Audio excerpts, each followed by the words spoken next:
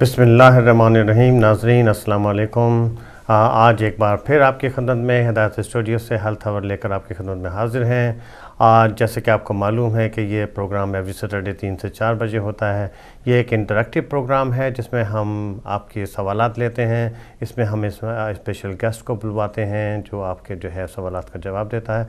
आप किसी भी ज़बान में सवाल कर सकते हैं, इंग्लिश में, उर्दू में या पंजाबी में।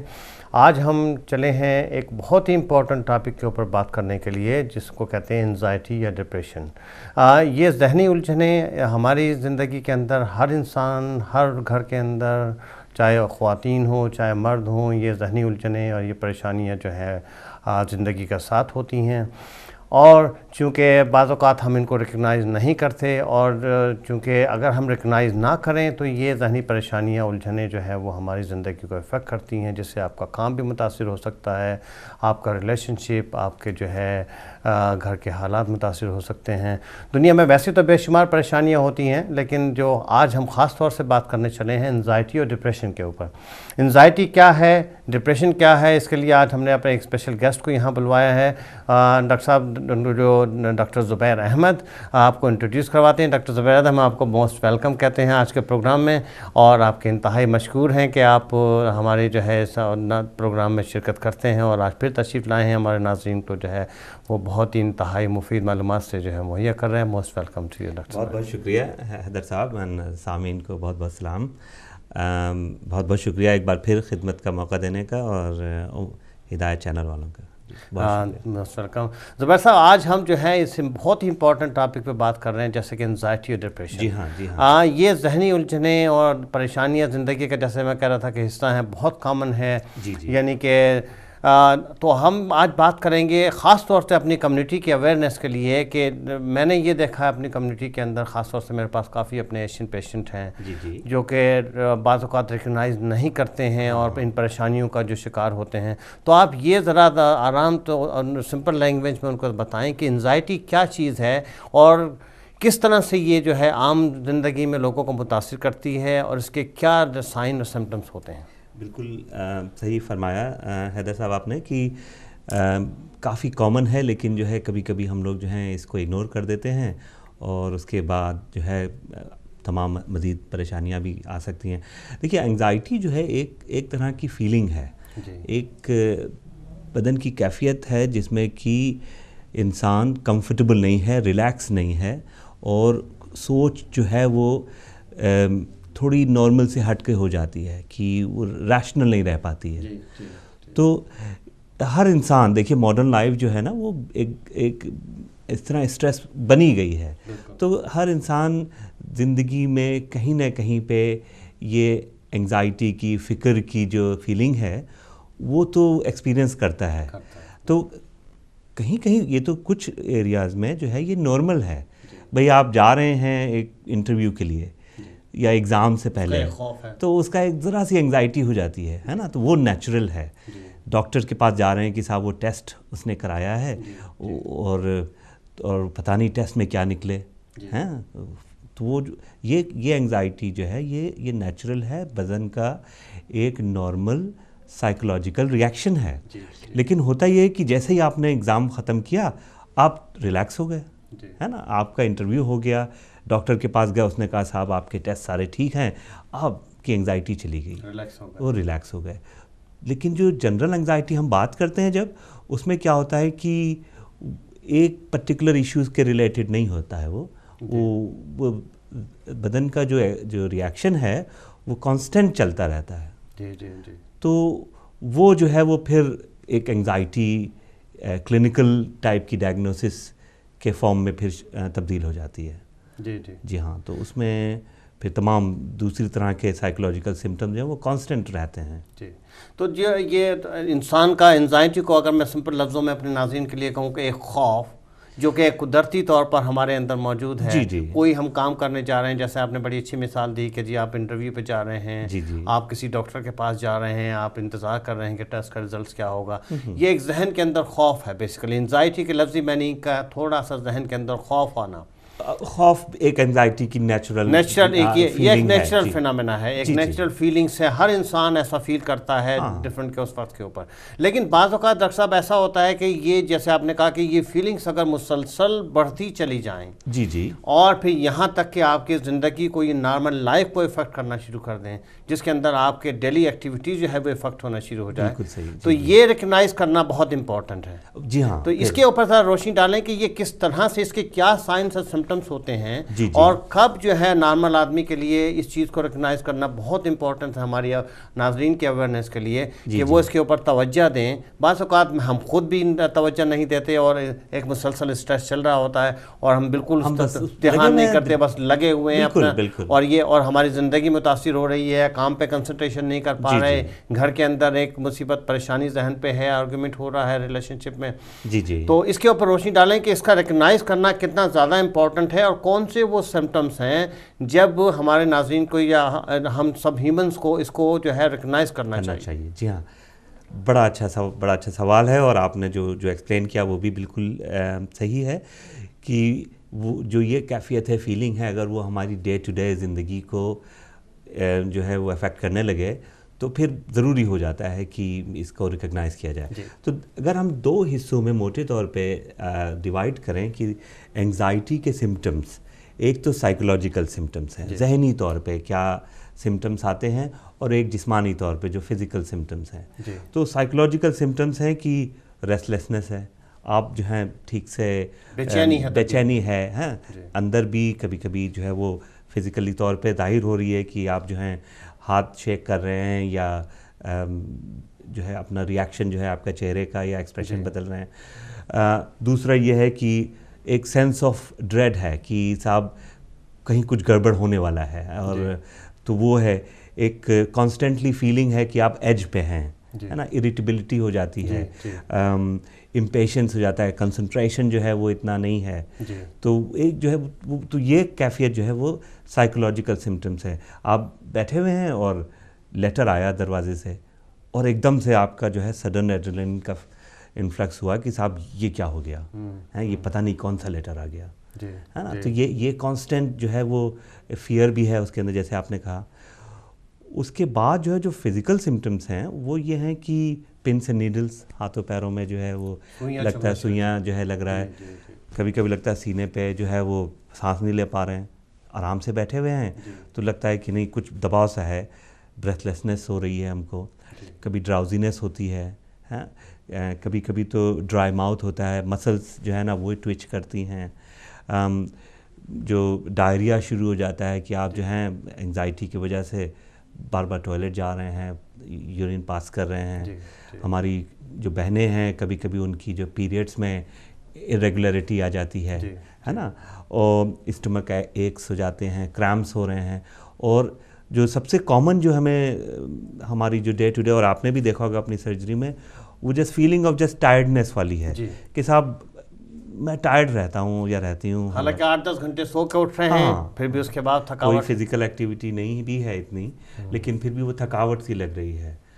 तो ये जो हैं तमाम सिम्टम्स जो हैं वो एक जनरलाइज एंजाइटीज़ के हैं, और अगर ये डे टू डे बेसिस पे हो रहे हैं, है ना, कि आप कॉन्स्टेंटली एज पे हैं, इरिटेबल हैं, लोग आपसे कह रहे हैं कि साहब आपका पेशेंस बड़ा कम हो गया है, तो उसको इग्नोर ना करें फिर, है ना। और उसके साथ साथ कभी कभी आपको लगता है कि नहीं मैं रिलैक्स हूँ, फिर भी मुझे लगता है कि मेरा जो है ब्रेथलेसनेस है। डॉक्टर साहब जारी रखेंगे, एक कॉलर हमारे साथ मौजूद है। जी जी, अस्सलाम वालेकुम।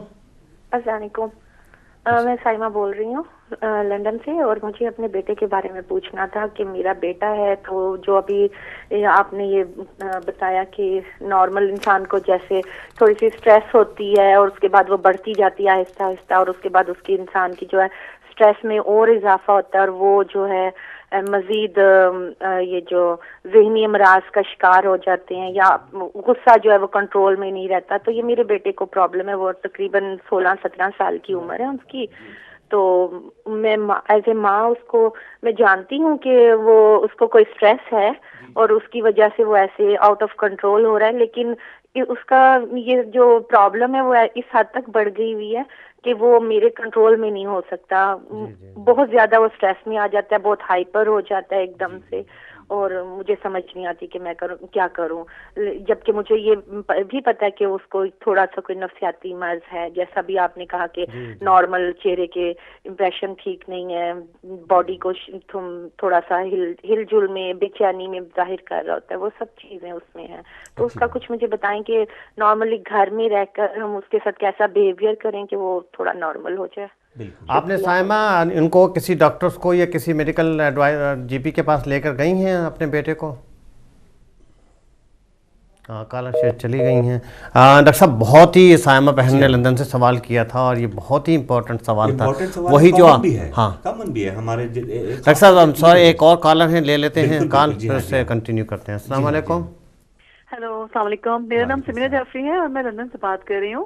आपका प्रोग्राम बहुत अच्छा है, मैं काफी दफा इसको वॉच कर चुकी हूँ। बहुत शुक्रिया समीरा, आपका इंतहाई मशहूर है, बहुत ही ज्यादा मालूमाती प्रोग्राम है।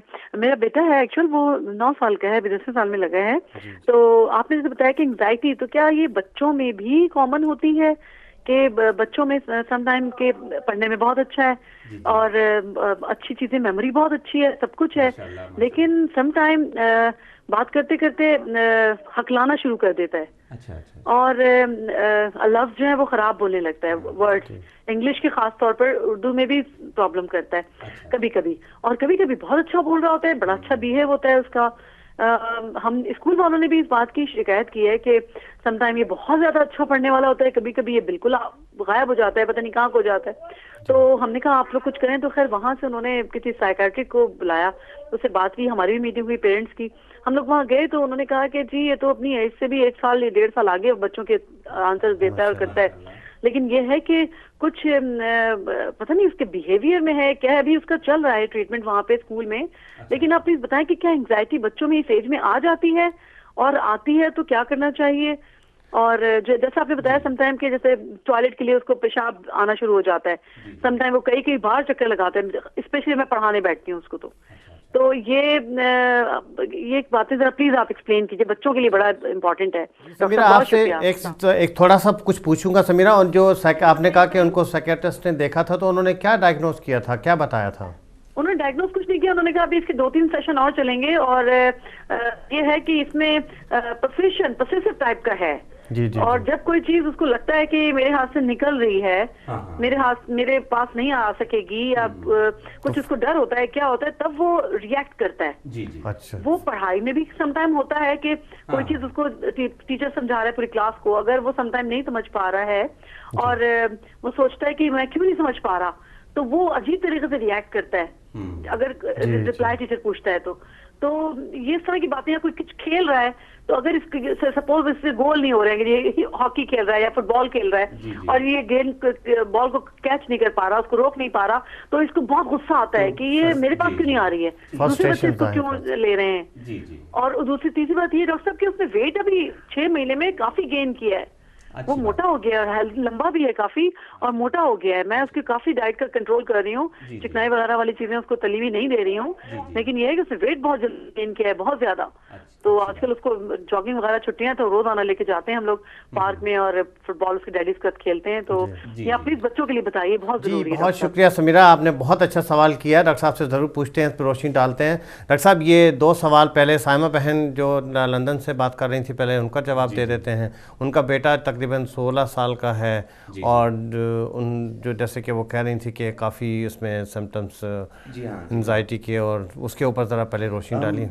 देखें, बड़ा अच्छा सवाल है, और जो हमारी जो बहन साइमा है जिन्होंने जो रेस करी है, वो एक कॉमन भी है। मेरे ख़ुद भी 2 टीनेजर बेटे हैं, तो उसमें क्या है कि होता ये है कि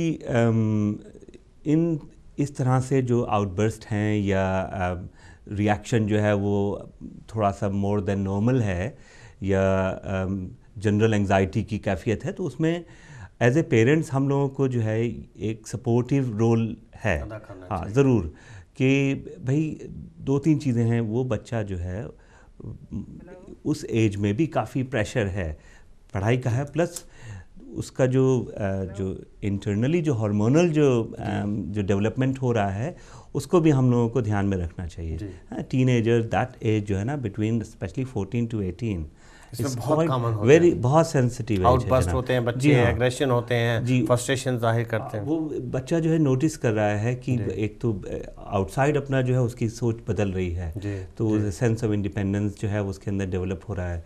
देन ही हैज़, वो उसको भी ये फिक्र है कि भाई हमें स्टडीज़ में भी ठीक करना है, plus he is also coping कि वो जो है ना, जो बदन में चेंजेस हो रहे हैं वो भी जो हैं वो उसको भी ध्यान में रखना। हार्मोन चेंजेस जो चेंजेस होते हैं उसकी वजह से भी काफ़ी खास तौर से लड़कों में टेस्टोस्टेरोन हार्मोन की वजह से कुछ अगर ज़्यादा होता है एग्रेशन होता है। जी हाँ, तो देखिए ये कि कुछ हद तक तो ये जो है ये कैफियत या फीलिंग या इस तरह का रिएक्शन उसको हमें जो है एक्नॉलेज करना चाहिए और सपोर्ट करना चाहिए। अच्छा, अगर ये जो है अफेक्ट कर रहा है day to day every day life में कर रहा है कि साहब जो है वो रोज़ ही हो रहा है ना, और नॉर्मल सर्कमस्टांसेस में भी हम लोग बैठे हैं और रिलैक्स नहीं कर पा रहा है वो, तो हो सकता है कि वो जनरल एंजाइटी की कैफियत from early stage to second stage पे जा रही है जी। ऐसा आपको इंटरप्ट करूंगा, एक और कॉलर है, कॉल ले लेते हैं फिर कंटिन्यू करते हैं। अस्सलाम वालेकुम। वालेकुम सलाम जी। जी, कौन कहाँ से बोल रही हैं? मैं शाहिद बोल रहा हूँ जी, बर्मिंघम से। जी शाहिद साहब, most welcome to our programme. Shahid साहब, क्या सवाल है आपका? जी, आवाज़ आ रही है आपकी, बोलिए। जी, मैंने एक सवाल करना था आपसे। मेरी एज जो है वो 35 ईयर है। जी जी। और मेरा मामला ये है कि मेरा माइंड जो है ना, वो ज़हन जो है वो एकदम स्टॉप हो जाता है और अंडर प्रेशर हो जाता है जब भी कोई, यानी कि कोई नए बंदे से बात करूं और या कोई ऐसी कोई मामला हो, या मैं फर्ज करो टेस्ट देने जा रहा हूँ किसी किस्म का भी, जिसमें किसी बंदे से मेरा यानी कि पड़ता है उनसे रास्ता पड़ता है, तो फिर मैं उस जगह पे बहुत ज्यादा कंफ्यूज हो जाता हूँ और जहन जो है मेरा वो बंद हो जाता है बिल्कुल ही। किसी स्ट्रेंज बंदे से बात करते हुए घबरा जाते हैं, उसकी बिल्कुल खत्म हो जाती है उसके अंदर से, जैसे यकदम। फिर यकदम उसके बाद में जब वो वहां से मैं हटता हूँ और लेता होता हूँ, तो फिर मैं या रिलैक्स होकर सोचता हूँ, तो वो चीजें मेरे सामने आ रही थी कि ये तो इतना मामला आसान था और मैं वहाँ पे मुझे क्या हो गया। और मैं ये ड्राइविंग टेस्ट में मैंने ये ज्यादा चीज नोट की है, मैं 9-10 दफा फेल हो चुका हूँ। हालांकि मेरा इंस्ट्रक्टर जो है वो मुझे कहता है कि तुम्हारी ड्राइविंग बिल्कुल ठीक है, और बस ये तुम जो गलती करते हो ये पता नहीं ये क्या मसला है, या तुम्हें ये क्या प्रॉब्लम है। जी शाहिद साहब, बहुत शुक्रिया आपका, आपको जवाब देते हैं हम इंशाल्लाह। आपका बहुत अच्छा सवाल किया है आपने, बहुत आपको जवाब देते हैं। अच्छा, दूसरा समीरा जाफरी थी, उनका बेटा 9 साल का है, उन्होंने बात कर रही थी कि स्कूल ने भी काफ़ी जी स्कूल ने भी कुछ कंसर्न रेज किया है, आउटबर्स्ट होते हैं, उसको काफ़ी फ्रस्ट्रेशन जाहिर करता है। ये बिल्कुल टिपिकल जनरल एंजाइटी के, और बाज़ का जो एंजाइटी जब एक्सट्रीम पे होती है, kind of panic attack type के इंटेंसिफाई हो जाता है, तो वो सिम्टम। इसके ऊपर ज़रा बहुत अच्छा सवाल किया है। जी हाँ, वो जो है माशाल्लाह ज़हीन बच्चा है और हमारी दुआएं हैं उसके साथ। देखें, उसमें भी यही है कि एक जो है ना बच्चा अगर जब ग्रो कर रहा है, तो एक डिफरेंट बच्चे हम अपने दोनों बच्चों में देखते हैं बिल्कुल डिफरेंट, पर तो वो पर्सनालिटी के ऊपर भी डिपेंड करता है। तो अगर कुछ एक ऐसी चीज़ जो कि सेंस ऑफ इनसिक्योरिटी है, या बच्चा बहुत एम्बिशियस है तो, या बहुत क्लेवर है, IQ बहुत अच्छी है उसकी, तो कभी कभी वो भी होता है कि उनमें जो ना they are usually high achievers really, तो उनके अंदर एक सेंस ऑफ कम्पिटिटिवनेस होता है कि, और सेंस ऑफ परफेक्शन होता है कि साहब मुझे जो है ये चीज़ परफेक्टली चाहिए है ना, या मैं अगर इसको इस तरह से नहीं कर पाऊंगा तो फिर वो दूसरी सेकंड बेस्ट मुझे मंजूर नहीं है। तो उसमें क्या होता है कि बच्चा जो है वो कभी कभी जो है वो लगता है कि ये अब नॉर्मली बिहेव कर रहा है, या जो है रिएक्ट जो है वो ओवर रिएक्ट कर रहा है। लेकिन इसमें जो है यहाँ इसका ट्रीटमेंट है, इसका जो है बच्चों के स्पेशलिस्ट हैं, इसको इग्नोर नहीं करना चाहिए। दूसरा ये, इसको बच्चे का ओवर रिएक्शन से नहीं डील करना चाहिए। अगर बच्चे ने ओवर रिएक्ट किया है और आपको लगा है और आपने भी ओवर रिएक्ट कर दिया कि ये तुम कैसी बातें कर रहे हो, और तुम जो हो ना बिल्कुल डांट दिया उसको, तो ये अप्रोच ठीक नहीं है। हमें एज ए पेरेंट्स जो है, ये बड़ा अच्छा डॉक्टर साहब आपने ये इस पर रोशनी डाली कि अक्सर जब बच्चे फ्रस्ट्रेशन जाहिर करते हैं और हम हमारे कल्चर में चूँकि ख़ासतौर से एशियन में कि बदतमीज़ी से कर रहे हैं, जिसको हम इस्तेमाल करते हैं कि जी आप बदतमीज़ हो रहे हैं पेरेंट्स के, लेकिन बेसिकली वो फ्रस्ट्रेशन एक बच्चे की है जो जाहिर कर रहा है, वो एक प्रॉब्लम है जहनी रेशनल उस वक्त सोच रहा है। और ये बहुत अच्छा आपने कहा कि अगर पेरेंट्स उसको उस तरह से रिएक्ट करें तो उससे फिर मामला ख़राब होता है। अगर घर में, और मैं बिल्कुल पूरी तरह से वो जो है हमारी बहन पूरा ध्यान रख रही हैं, जा रही हैं, जो सपोर्ट कर रही हैं, लेकिन अगर उसको एक्नॉलेज करें और सब एक कंटिन्यू करेंगे आपकी बात को। एक और कॉलर है हमारे साथ, एक कॉल ले लेते हैं। अस्सलाम वालेकुम। अस्सलाम वालेकुम, आप ऑनलाइन हैं, सवाल कीजिए। हेलो, अस्सलाम वालेकुम। जी आवाज़ आ रही है आपकी। Most welcome to our programme. अस्सलाम वालेकुम। जी जी, कौन कहाँ से बोल रही हैं? जी, आपको मेरी आवाज़ आ रही है? जी आवाज़ आ रही है, बोलिए आप, नाम बताइए और कहाँ से बोल। जी, सेहत के बारे में प्रोग्राम है ना? जी जी, आज हम ज़हनी उलझनों के बारे में, एंजाइटी डिप्रेशन पर, एंजाइटी के ऊपर बात कर रहे हैं। जी सवाल कीजिए, क्या सवाल है आपका? जी भाई, मेरे उधर पाकिस्तान में भाई हैं, उनको ना अभी कल अल शफा से उन्होंने अपने टेस्ट कराए हैं। जी हेलो। जी जी, आप सुन रहे हैं, आप बोलिए। जी जी, बिस्मिल्लाह।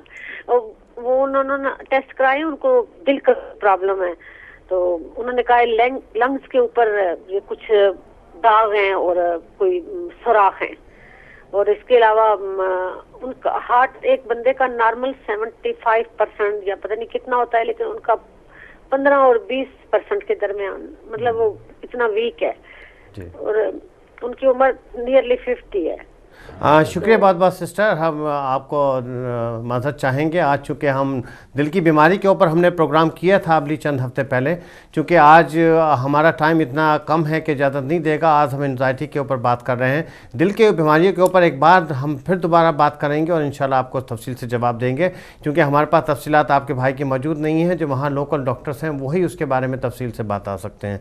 अच्छा डॉक्टर साहब, ये इससे पहले कि हम ब्रेक पर जाएँ तो अपना समीरा जाफरी साहब की और जो शाहिद साहब बर्मिंघम से थे उनके ऊपर थोड़ा सा रोशनी डाल दीजिए। जो समीरा हमारी बहन है, उनसे मेरा बस हमारी तो दुआ है अल्लाह से कि वो बच्चा बहुत ज़हीन लग रहा है मुझे, और इंशाल्लाह वो बहुत कामयाब होगा। थोड़ा सा एक्नॉलेजमेंट चाहिए है घर की तरफ से, और वो मेरे ख्याल से वो ज़रूर दे रहे हैं, लेकिन यह है कि उसको जो है ओवर रिएक्ट ना करें, और उससे पूछें कि बेटा अगर आपने इस तरह से किया है तो आप बताएं कैसा, आपको क्यों किया, और आपका क्या था कि अगर आपने जो है वो बॉल नहीं खेल पा रहे हैं तो क्या आप चाहते थे, है ना। तो अगर उससे उसी वक्त उस बात करें ना उस मौजू पे, और इन अ वेरी सपोर्टिव वे ये कहें कि नहीं हो सकता है कि आप जो ठीक कह रहे हैं, तो वो बहुत ज़रूरी है। और उससे देखेंगे कि थोड़ा स्लो प्रोसेस है, लेकिन देखिएगा कि उसमें चेंज होगा। वो बच्चा जो है कॉन्फिडेंस डेवलप करेगा आपके ऊपर, वो बच्चा आएगा बाद में आपके पास, पूछेगा आके कि मम्मा पापा मुझे ऐसा लगा, हाँ डैडी मुझे जो है ये मैं ये कर रहा था और मुझे बड़ा अजीब सा लगा। तो वो बस वो कॉन्फिडेंस आपको चाहिए, तो वो कोई बाकी थेरेपी जो है ज़रूरत ही नहीं है, वही ठीक हो जाए। अगर वो लगता है कि नहीं थोड़ा इससे ज़्यादा हो रहा है तो फिर उसको दिखाना है, और जो कॉग्निटिव हाँ तो वो लोग दे आर वेरी गुड, और उसमें फिर जो है दे कैन इंटरवीन, और उसके बाद उसका ट्रीटमेंट है। अच्छा, शाहिद साहब जो पाकिस्तान बर्मिंघम से बात कर रहे थे वो मेरा ख्याल है सोशल फोबिया की बात कर रहे थे। वो भी एक एंजाइटी की एक टाइप है कि जिसमें वो किसी स्ट्रेंज लोगों से मिलते हैं, तो उसके ऊपर थोड़ी सी रोशनी डाली और फिर हम ब्रेक पे जाए। देखिए, फोबिया जो है एक टाइप ऑफ एंजाइटी है ना, तो उसमें जो है ना, बिल्कुल सही आपने कहा, वो ज़रा सा उनको सोशल फोबिया है। उसमें फोबिया एक ऐसी कंडीशन है कि इंसान रेस्टलेस हो जाता है, बेचैन हो जाता है अगर किसी चीज़ से उसके जहन में एक डर सा बना हुआ है, और वो प्रीएम्प्ट भी होता है कि भाई किसी ने कहा कि किसी कोई इंसेक्ट है, मान लीजिए लोग कहते हैं कॉकरोच से फोबिया है, तो वो अगर खाली कोई बंदा कह दे कि मैं कॉकरोच लेके आता हूँ, तो वो जो है ना तो वो बंदे को फोबिया, वो बड़ा घबरा जाती है, तो वो पहले से देखा नहीं अभी कॉकरोच है लेकिन घबरा गई, है ना। तो वो है, तो उनको जो है उसका इलाज जो है वो कॉग्निटिव बिहेवियर थेरेपी है। तो वो उनको किसी काउंसलर के पास जाना चाहिए या क्लिनिकल साइकोलॉजिस्ट के पास। तो उनका जो सोचने का एक साइकिल है, जो ढंग है, उसको ब्रेक डाउन करना ज़रूरी है। तो उसमें उनमें कॉन्फिडेंस आ जाएगा। शाहिद साहब, आप जो है ना अपने जीपी से रब्ता करें, क्योंकि ये सोशल फोबिया भी बहुत कॉमन बीमारी है। ये नहीं कि सिर्फ आप ही इससे इफेक्ट हो रहे हैं, बेशुमार लोगों को ये जहन में एक खौफ बैठ जाता है और फिर उसको कंट्रोल करना इंसान के अपना मुश्किल हो जाता है। तो आप अपने जीपी से बात करके CBT और इसमें स्पेशल थेरेपी वगैरह की ट्रीटमेंट होती है, अगर आप वो करवाएंगे तो इंशाल्लाह उसमें फ़ायदा होगा। अच्छा, मैं समराइज़ कर दूं साइमा और सुमेरा जाफरी के लिए कि आपने कहा था कि ये टीनेजर में, हाँ टीनेजर में एंजाइटी बहुत ज़्यादा कॉमन है। जनरल एंजाइटी के सिम्टम टीनेजर बच्चों में ख़ास तौर से 9 साल से 8 साल की उम्र से लेकर के और 18, 19, 20 उम्र तक की उम्र में बहुत ज़्यादा कॉमन है। अक्सर टीनेजर्स में आउटबर्स्ट होते हैं, एकदम बच्चे गुस्से का इजहार करते हैं, फ्रस्ट्रेशन जाहिर करते हैं और एजिटेशन आते हैं, इरिटेबल नज़र आते हैं और पसीना आना शुरू हो जाते हैं और दिल की धड़कन बढ़ती है और अक्सर मैंने देखा कि बाज़ औक़ात बच्चे फेंट भी हो जाते हैं। जी तो अक्सर स्कूल में जो है वो, तो ये बहुत कॉमन है टीनेजर्स में। आप लोगों के लिए इंफॉर्मेशन के लिए कि एंजाइटी ना सिर्फ मर्दों में औरतों में कॉमन है, ये टीनेजर्स में भी बहुत ज़्यादा कॉमन है। इसके ऊपर इंशाल्लाह हम और तफसील से प्रोग्राम करेंगे, लेकिन यही है जैसे डॉक्टर साहब ने आपको कहा था कि अपने बच्चों को सपोर्ट करें, मॉरल सपोर्ट करें और उनको जो है वो पॉजिटिव तरीके से प्यार मोहब्बत से बैठ से उनके बात करें। और जितनी ज़्यादा आप उन सपोर्ट करेंगी, उनकी फ्रस्ट्रेशन को आप सुनेंगी, एड्रेस करेंगी, तो इंशाल्लाह ये प्रॉब्लम जो है वो ठीक हो जाएंगे। वरना फिर ये है कि आप GP से रेफ़र करके उनके प्रोफेशनल हेल्प भी अवेलेबल है। नाज़रीन, हम एक छोटे से ब्रेक पे जा रहे हैं, कहीं मत जाइएगा, हमारे साथ रहिएगा। ब्रेक के फ़ौरन बाद आपसे फिर मुलाकात होती है। शुक्रिया।